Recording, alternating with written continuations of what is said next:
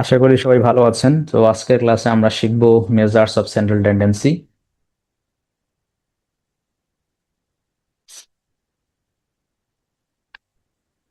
তো basically measures of central tendency আমরা বলতে পারি এটা আসলে একটা প্রাণ বলতে পারেন স্ট্যাটিস্টিক্স এর, বেসিক স্ট্যাটিস্টিক্স এর মেইন পার্টস। ওকে, সো বেসিক ক্যালকুলেশন গুলো আমাদের এখান থেকেই শুরু, এবং অনেকেই এসব টার্মের সাথে আমরা পরিচিত। সাপোজ মিন বা মিডিয়ান বা মোড, হ্যাঁ, বাংলায় গড় বা মধ্যক বা প্রচুরক, এসব টার্ম আমরা সবাই পরিচিত। তো সেগুলো নিয়েই আমরা আজকে শিখবো। So, introduction: when we collect data, we usually obtain a large number of observations.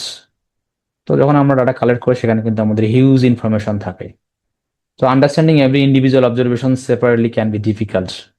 তো যখন আমরা এভাবে প্রতিটা ইন্ডিভিজুয়ালি অবজার্ভ করব বা মেজার করব, আসলে চ্যালেঞ্জিং মনে রাখা, রাইট? তো therefore we use central tendency to find a single representative value that describes the centre or typical value of a data set. তো এই জন্য আমাদের সেন্ট্রাল টেন্ডেন্সি দরকার, যার মাধ্যমে আমরা এই হিউজ ইনফরমেশন থেকে একটা সিঙ্গেল রিপ্রেজেন্টেটিভ ভ্যালু বা সেন্ট্রাল ভ্যালু বের করব। So central tendency helps us summarise data and understand the overall pattern of a data set. So এটা আমাদের সামারাইজ এবং আন্ডারস্ট্যান্ড করতে হেল্প করবে। So definition of central tendency: so central tendency refers to statistical measures that identify the central or typical or representative value of a data set.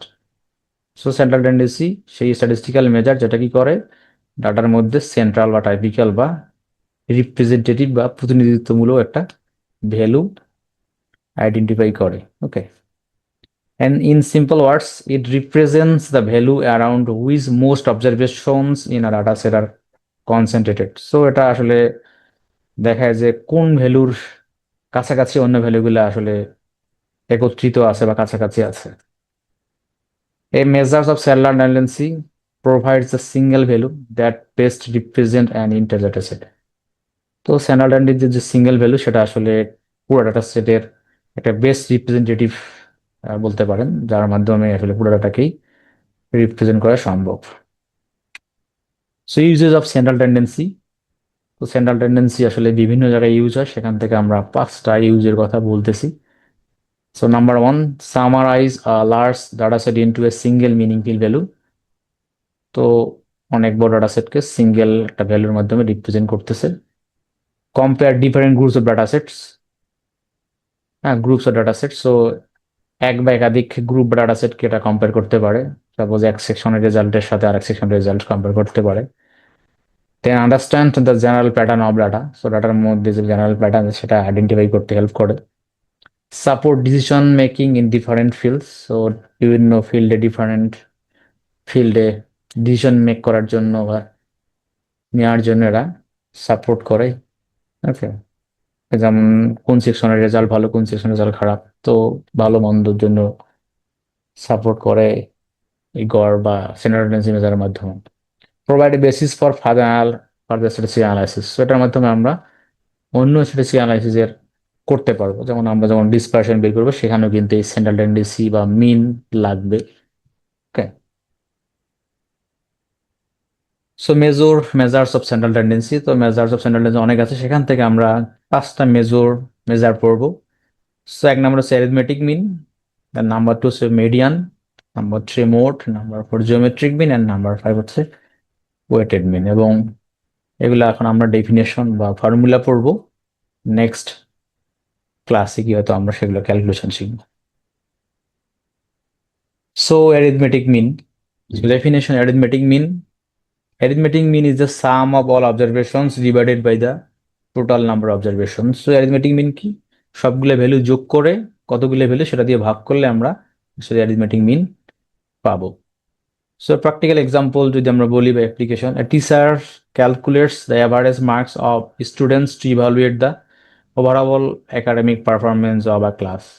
তো যখন একজন teacher স্টুডেন্টদের overall academic performance মাপতে চাইবে, তো সেজন্য সে সব স্টুডেন্টদের মার্কস বা গ্রেড যোগ করে টোটাল দিয়ে ভাগ করলেই মোটামুটি পেয়ে যাবে যে স্টুডেন্টদের কেমন পারফরমেন্স।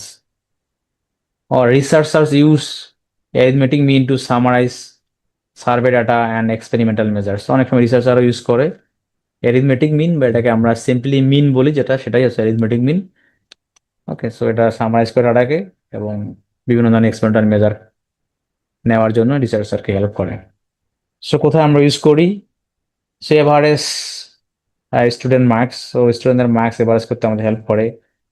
এভারেজ ইনকামকে এভারেজ করতে হেল্প করে। Average scientific measurements, so scientific মেজারমেন্টের ক্ষেত্রে আমাদের ইউজ করে বা হেল্প করে। Then statistical analysis and research, so বিভিন্ন ধরনের স্ট্যাটিস্টিক্যাল অ্যানালাইসিস বা রিসার্চের ক্ষেত্রে এটা আমাদের হেল্প করে থাকে। সো এখন আমরা কিভাবে অ্যারিথমেটিক মিন বের করব? সো আমরা যেহেতু পপুলেশন এবং স্যাম্পল নামে দুটো টার্ম পড়েছিলাম, তো আমাদের এই জন্য পপুলেশন এবং স্যাম্পল দুইটার জন্য ফর্মুলা মোটামুটি সেম, বাট নোটেশনালি একটু ডিফারেন্ট। তো সেটাই আমরা আসলে দেখার চেষ্টা করব। তো যখন পপুলেশন মিন আমাদের ফর্মুলা,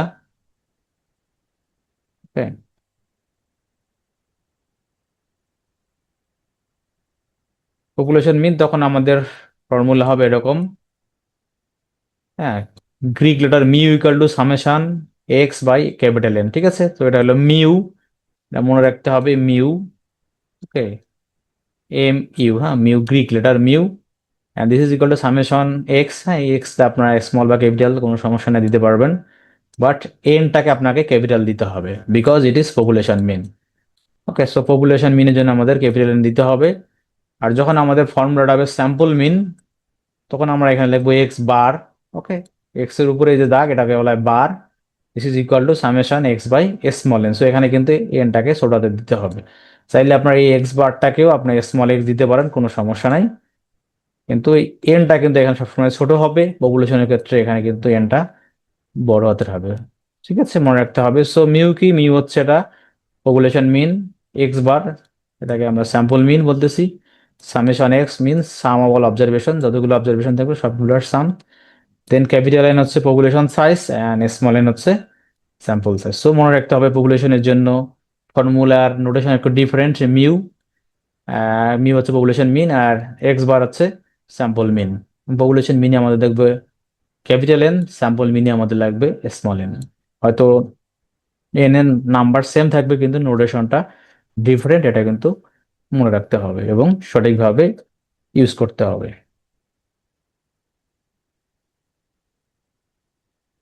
দেন হচ্ছে median.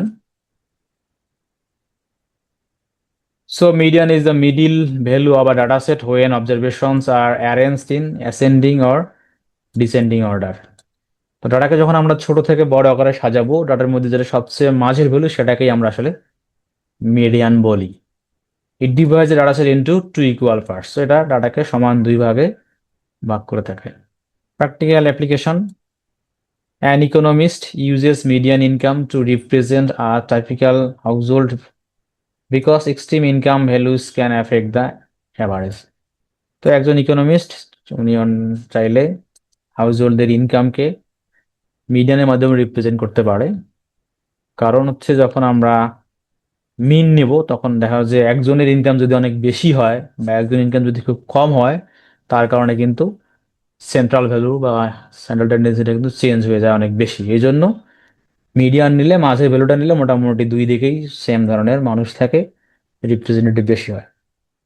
Again, healthcare researchers also use median survival time in medical studies. So মেডিকেলের ক্ষেত্রে সার্ভাইভাল টাইম ইউজ করা হয়, মেডিসিনের জন্য আসলে মিন সার্ভাইভাল টাইমটা ইউজ করা হয়।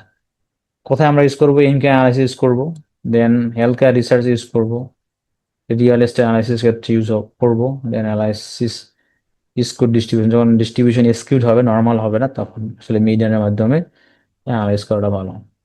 সো ফর্মুলা আমাদের কিরকম হবে? So for odd number observation, যখন আমাদের ডাটার মধ্যে অড নাম্বার হবে, অর্থাৎ এন এর মানটা বা পপুলেশন সাইজ বা স্যাম্পল সাইজটা বেজোর হবে, অড মানে হলে বেজোর হবে, তখন আমাদের প্রথম ফর্মুলা। তো এখানে কিন্তু আমরা স্যাম্পলের জন্যই দিচ্ছি, যদি এখানে স্মল এন, তার মানে ডাটাটা আমাদের স্যাম্পল। যদি আমাদের পপুলেশন হতো তাহলে এখানে আমরা শুধুমাত্র ক্যাপিটাল এন লিখতাম, তাহলেই হয়ে যেত। ঠিক আছে, তো এটা মনে রাখবেন। তো median equal to n plus one observation divided by two. সো আমরা কি করবো? এন এবং ওয়ানের যোগ করে দেন ডিভাইডেড বাই টু দিলে আমাদের তো এততম অবজারভেশনের মাধ্যমে আমরা মিডিয়ান পাবো। সো এটা আমরা করে দেখাবো ডাটা নিয়ে। এখন যদি ডাটার মধ্যে ইভেন হয়, অর্থাৎ এন এর মান যদি জোর হয়, তখন আমাদের ফর্মুলা কি হবে? Median equal to average of two middle value. So দুইটা মিডিল ভ্যালু আমরা নিব, দুইটা যোগ করে দেন 2 দিয়ে ভাগ করলে তাহলে আমরা মিডিয়ান পেয়ে যাব। সো এটা আমরা প্র্যাকটিক্যালি দেখব। দেন হচ্ছে mode. So mode definition: mode is the value that occurs most frequently in a data set. ডাটার মধ্যে যেটা সবচেয়ে বেশি বার আসবে বা ঘটবে সেটাকে আমরা আসলে মোড বলে থাকি। So practical application. Okay, so in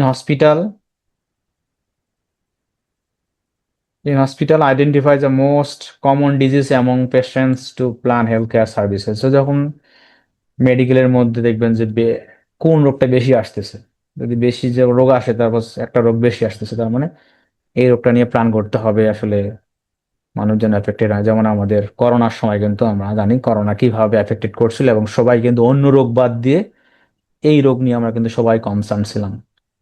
Again, a teacher identifies the most common grade obtained by students. So একজন টিচার চাইলে ওনার স্টুডেন্টদের গ্রেড কোনটা বেশি সেটার মাধ্যমে স্টুডেন্টদেরকে ইভালুয়েট করতে পারে যে তোমরা আসলে এই গ্রেড পেয়েছো মোস্ট অফ দ্য। তো কোথায় কোথায় আমরা ইউজ করি? হেলথ কেয়ার স্টাডিজ ইউজ করা হয়, সোশ্যাল সায়েন্স রিসার্চ ইউজ করা হয়, এডুকেশন অ্যানালাইসিস করা হয়, অথবা মার্কেট রিসার্চ ইউজ করা হয়। দেন এটার ফর্মুলা। সো নর্মালি র ডাটার জন্য মোডের কোনো ফর্মুলা নাই, এটা দেখেই বুঝতে হবে। মোড ইজ দ্য, হ্যাঁ, highest frequency. So observations with the highest frequency. তো যেটা বেশিবার আসবে সেটাকেই আমরা মোড বলবো। সাপোজ আমাদের 10টা ডাটার মধ্যে যদি, সাপোজ 1 থেকে 10-এর মধ্যে যদি 10টা ডাটা থাকে, সেখানে যদি 5 বেশিবার আসে, তাহলে তখন হয়ে যাবে ফ্রিকোয়েন্সি 5। তো আমরা একটা ডাটা নিয়ে দেখাবো, বা অঙ্ক করে দেখাবো আসলে মোড কিভাবে আমরা পাবো।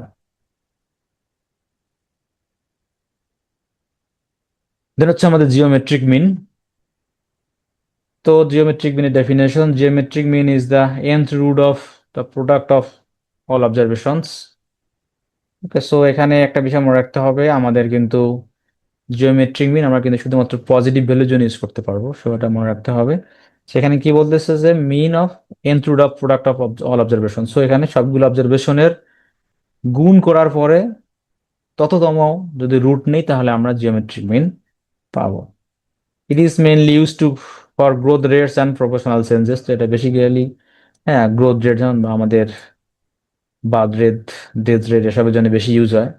আর প্রপোর্শনাল চেঞ্জ অনেক সময় স্যালারি ইনক্রিমেন্ট এসব ক্ষেত্রে ইউজ হয়। তো practical application: researchers use geometric mean to analyze population growth over several years. তো এটা আসলে মানুষের, যেটা বললাম, মানুষের গ্রোথ রেট বা বার্থ রেট, এই বিষয়গুলা অ্যানালাইসিস করার জন্য বেশি ইউজ হয় জিওমেট্রিক মিন।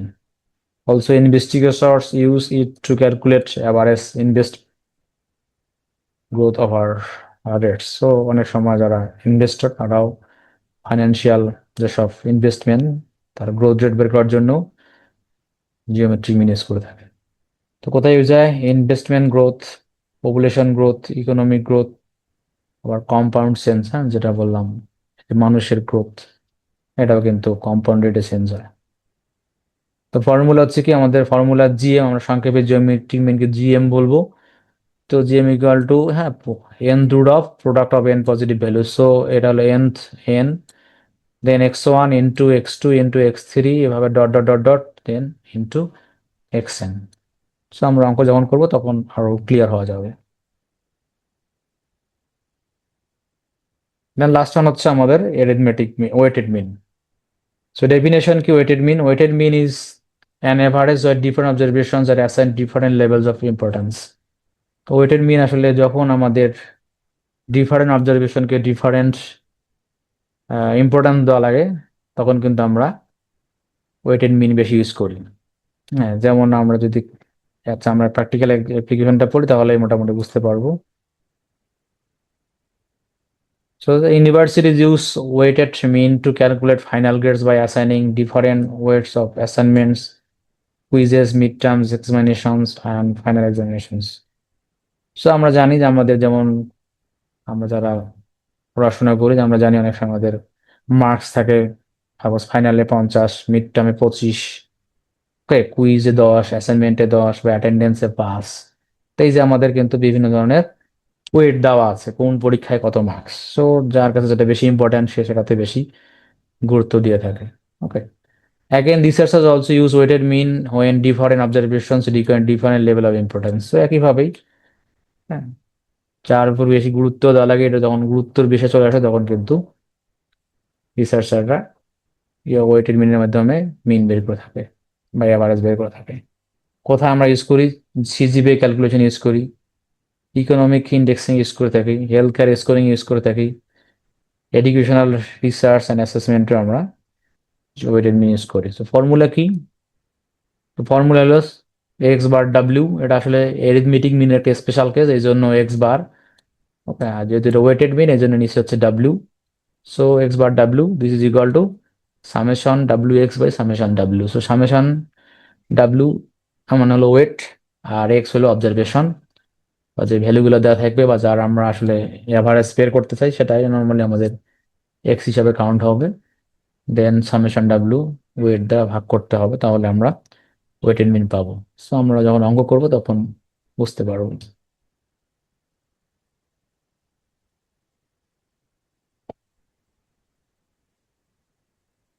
সো আমরা এখানে একটা এক্সাম্পল দিচ্ছি, practical question. So for example marks of a students, ওই 8টা স্টুডেন্টসের মার্কস দেওয়া আছে।